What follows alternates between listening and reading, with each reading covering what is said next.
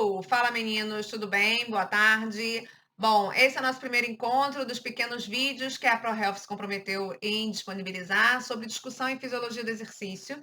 E nesse primeiro momento a gente vai discutir sobre uma das variáveis metodológicas que são mais tranquilas de ser trabalhadas, mas também as que mais geram dúvidas, que é a frequência cardíaca, tá certo?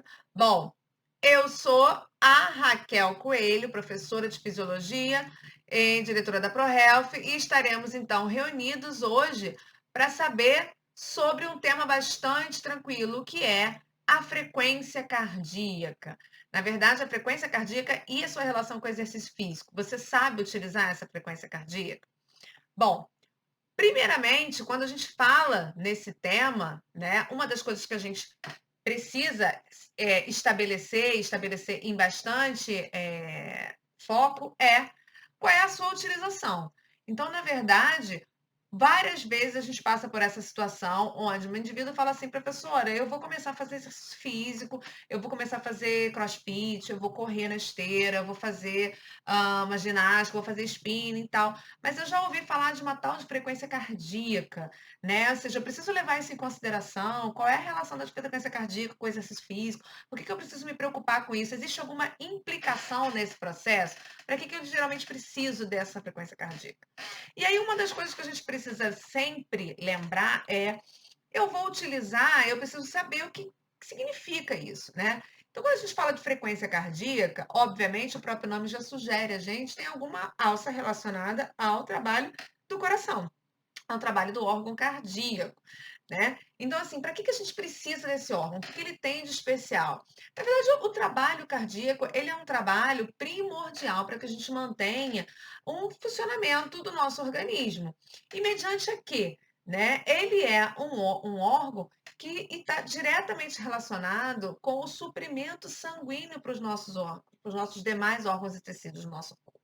E esse suprimento sanguíneo, ele é primordial para garantir que todos os trabalhos teciduais sejam feitos para garantir energia, tá? E isso do ponto de vista da homeostasia, que é aquela capacidade que a gente tem de se manter regulado e sobreviver, mediante as implicações. Mas esse trabalho cardíaco, ele tem, né, digamos assim, etapas e procedimentos a serem cumpridos, né? Então, o trabalho cardíaco, né, ele é mediante ao desenvolvimento de força, força esse exercido pelas células cardíacas, pelo miocárdio, tá? E à medida que o coração, então, exerce força, como a gente pode observar aqui nesse gráfico, ele tem um período de exerção de força, de efetividade dessa força, e um período de relaxamento.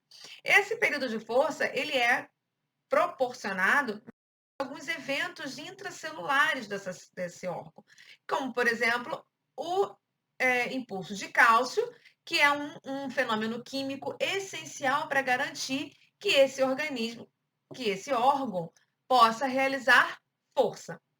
E esse conjunto químico-mecânico, né, esse processo químico-mecânico, ele é mediado a uma estimulação elétrica, uma estimulação neuronal.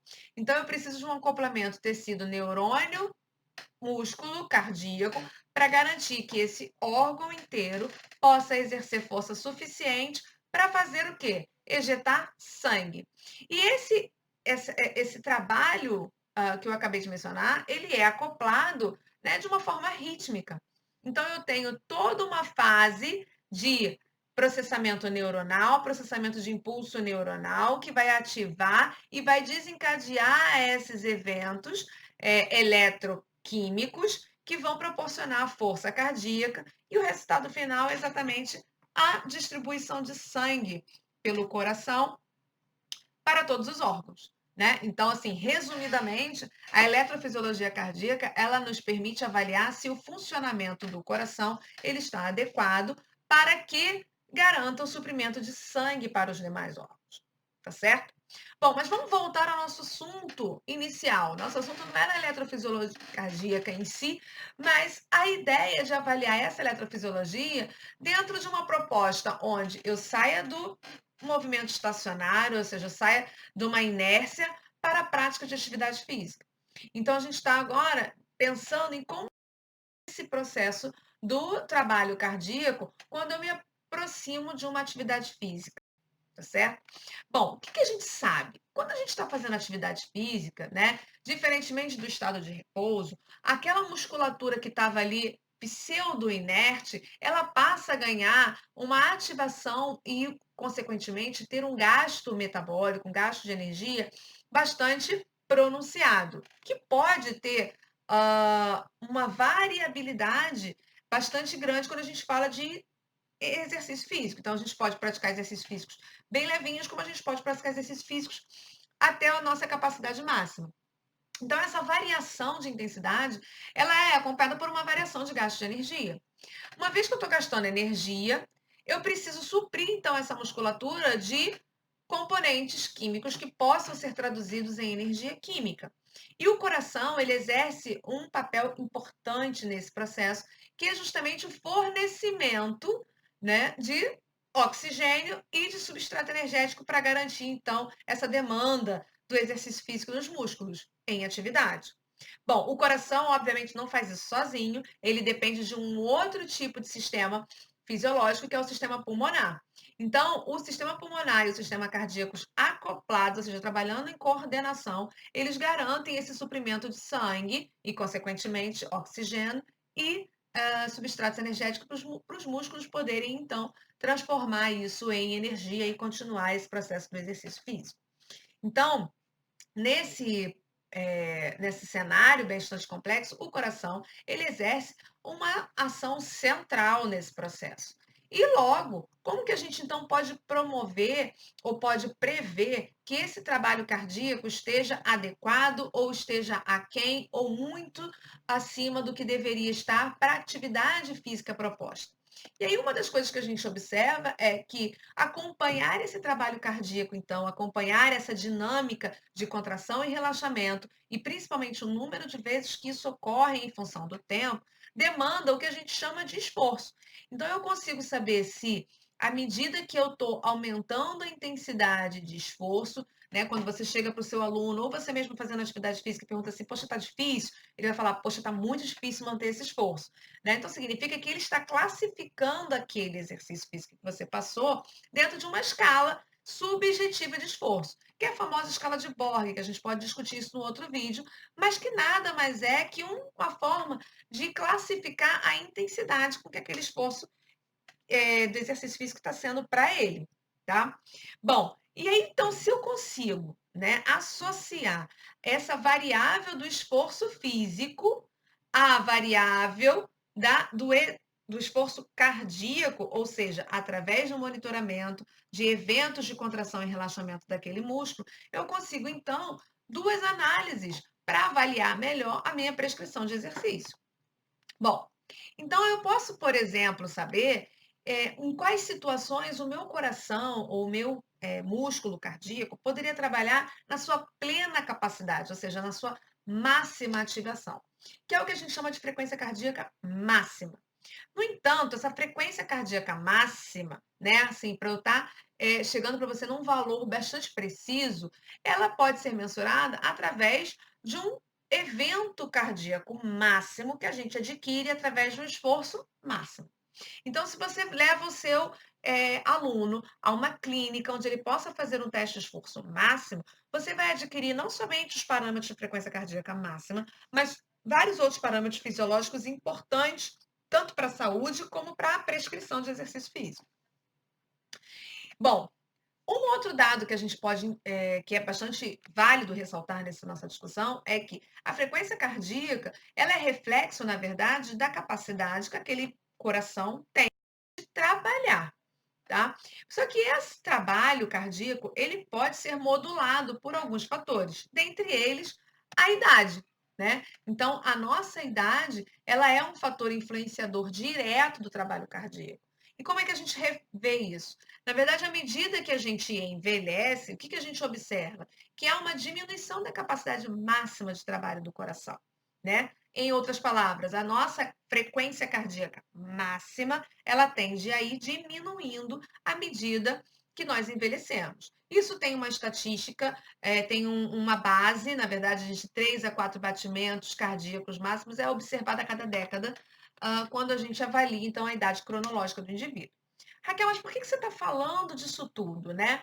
Porque quando a gente vai para a prática, para o mercado de trabalho, quando a gente vai para a clínica, a gente vai atender os nossos clientes, os nossos alunos, a gente vai treinar as pessoas, a gente tem que ter uma ideia do panorama fisiológico desse indivíduo, das capacidades fisiológicas dele, das limitações e, obviamente, do que você quer introduzir e adaptar nessa nova prescrição, nessa nova fase do exercício físico. E saber, obviamente, as limitações relacionadas à frequência cardíaca máxima é uma dessas ações extremas de importância.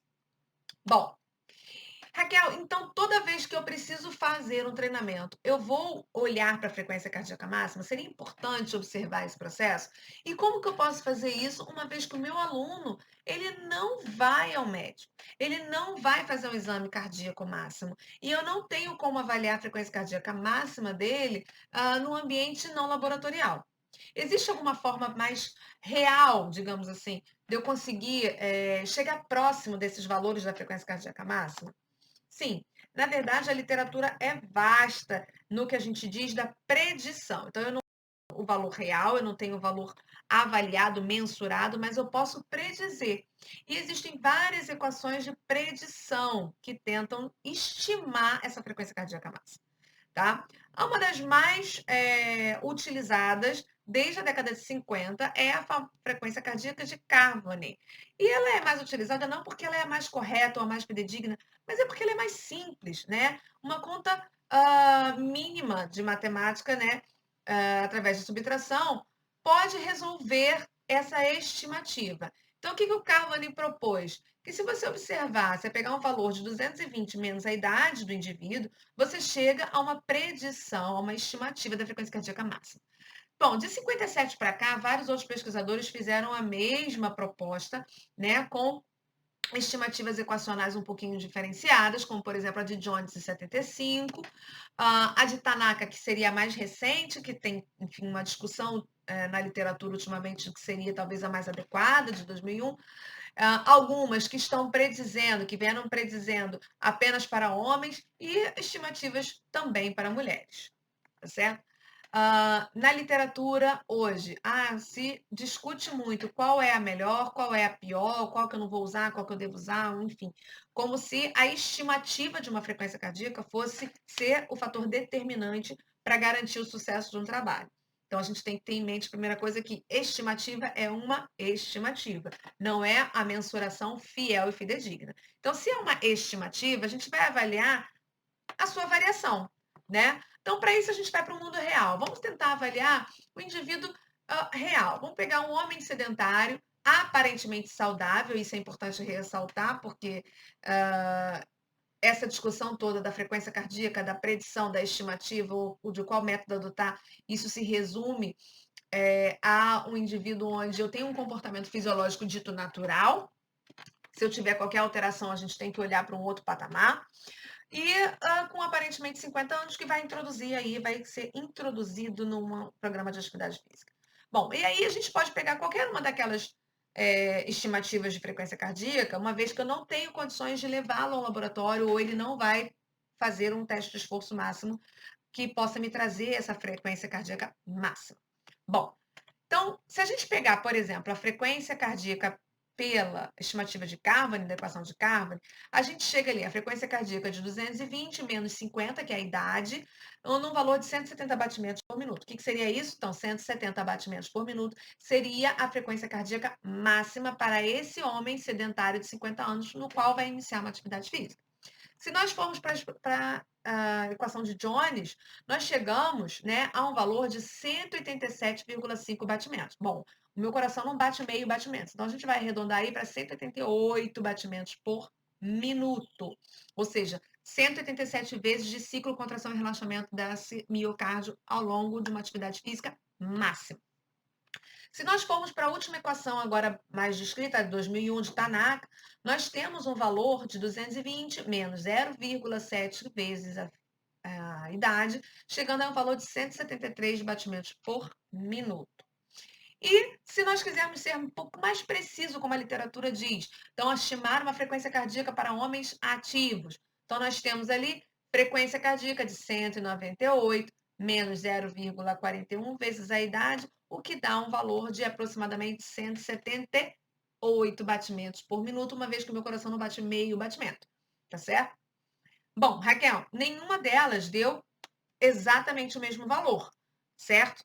Todas elas não vão dar o mesmo valor, porque matematicamente vocês veem que tem componentes na equação que são diferentes entre eles.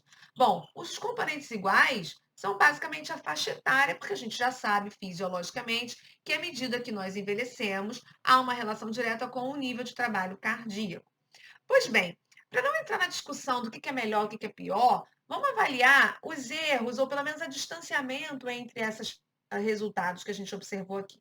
Então, se a gente observar desde a Carbonate, que é a mais utilizada, para a equação de Shiflet ou de Tanaka, nós temos valores, gente, que são muito próximos.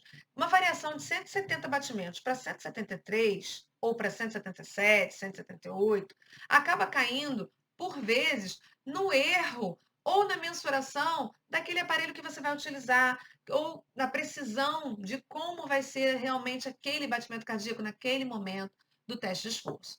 Então, a primeira coisa que eu, Raquel, gostaria de ressaltar, a discussão entre qual é a melhor, qual é a pior predição por equação é quase uma discussão sem fim. Por quê? Porque se é equação, se é estimativa, é predição. Qualquer uma delas que você for usar vai servir porque é predição. Você não está batendo o martelo, você não está mensurando, você está prevendo.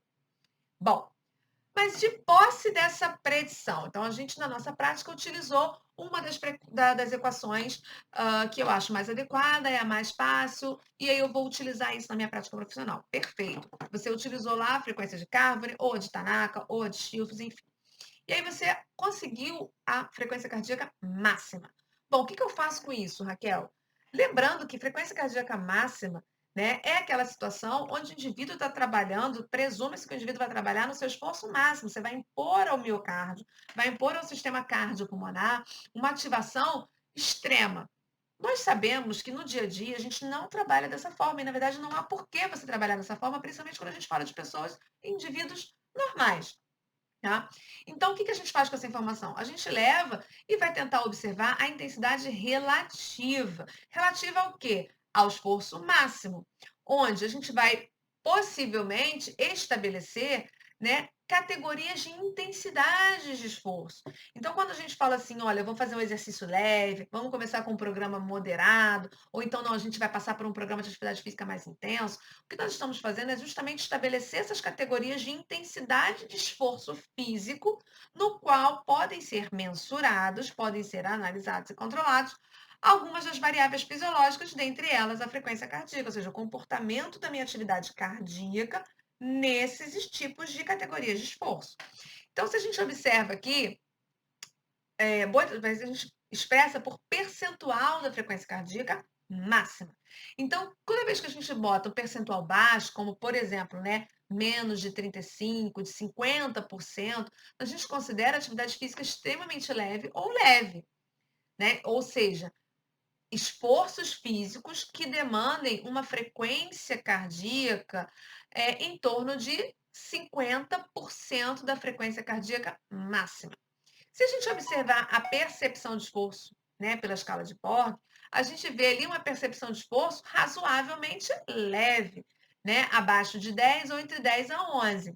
À medida que aquele esforço físico tende a aumentar, tende a ficar ali intenso, moderado a intenso, a mais pesado, a gente começa a observar uma maior ativação da frequência cardíaca, né, uma elevação dessa frequência cardíaca, e, consequentemente, o percentual da frequência cardíaca máxima, a relativação dela ao seu esforço máximo, que pode gerar ali de 50% até 80%, 90%, sendo considerado aquele esforço físico vigoroso, né? Moderado a intenso, que paralelo ao que as pessoas percebem, a percepção subjetiva de esforço. Então, o indivíduo que estava ali no 10, no muito levinho, ele passa agora a classificar aquele esforço como um esforço bastante pesado, dando ali uma categoria de 14 a 16.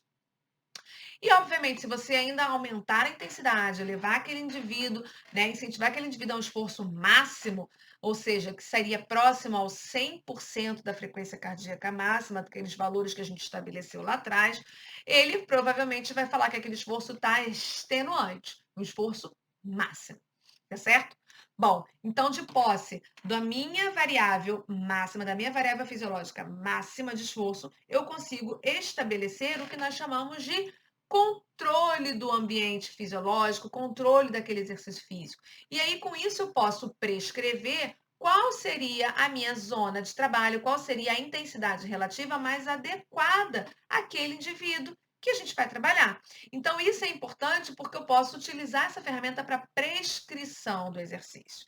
E aí, uma vez que eu prescrevo, né, a faixa de intensidade, eu consigo monitorar.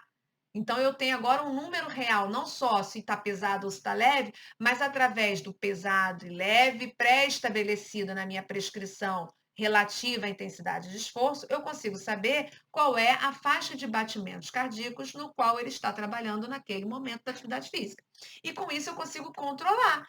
Ou seja, o indivíduo ele está abaixo da minha prescrição, ele está acima da minha prescrição, ou realmente o exercício físico que foi prescrito está condizente com a minha ideia inicial do estabelecimento.